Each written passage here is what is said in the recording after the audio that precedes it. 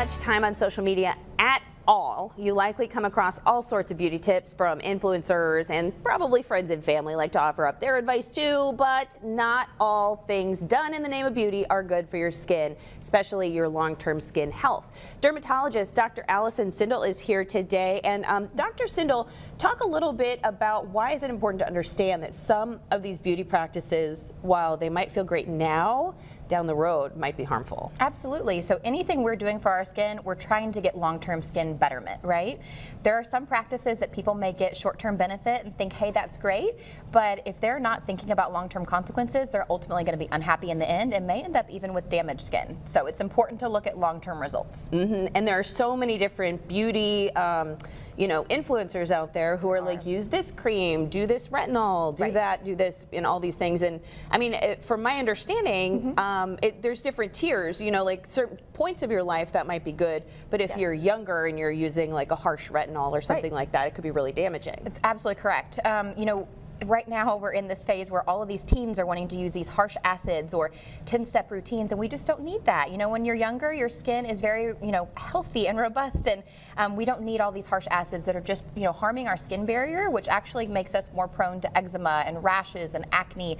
We just need to start gentle. As we get older, as we gain more birthdays, as I like to say, it's okay to start to add in things like retinol. Okay, and like one thing, tanning beds, everybody wants to have that sun-kissed skin, but if you're pasty like me, sometimes it's good to just stick with what you got. You are correct. So unsurprisingly, that's the most dangerous beauty practice. That is one that we've had around for decades, and unfortunately, people still don't realize how dangerous they are. Using them before the age of 35 can increase your risk of melanoma by 75%.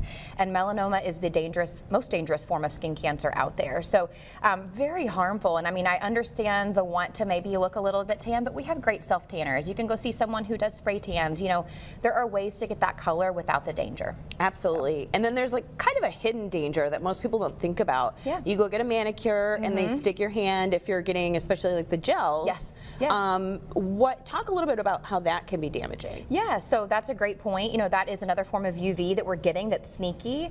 They've done studies and found that if you're getting those intermittently, let's say you get 1 or 2 a year, the risk is very low. So I don't want people to be scared of that.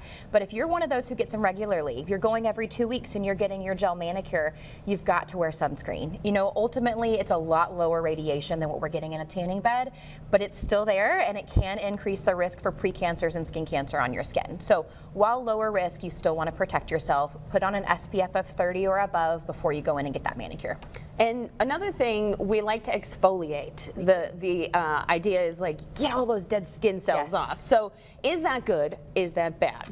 So it's okay in moderation. If you're quite young, if you're 13, 14, 15, you don't need to be exfoliating. If you are, a little bit more mature and you're looking to smooth out some of your skin texture, once a week exfoliation is just fine. And I tend to like chemical exfoliants, things like glycolic acid or lactic acid. Picking one, not using multiple of them, and using it on a night that you're not using your retinol. So again, we're trying to protect our skin. We want to get the benefit of that exfoliation, but we don't need to stack a bunch of products that will ultimately harm our skin barrier. All right, great tips. Thank you so much, Dr. Allison Sindel, here with us.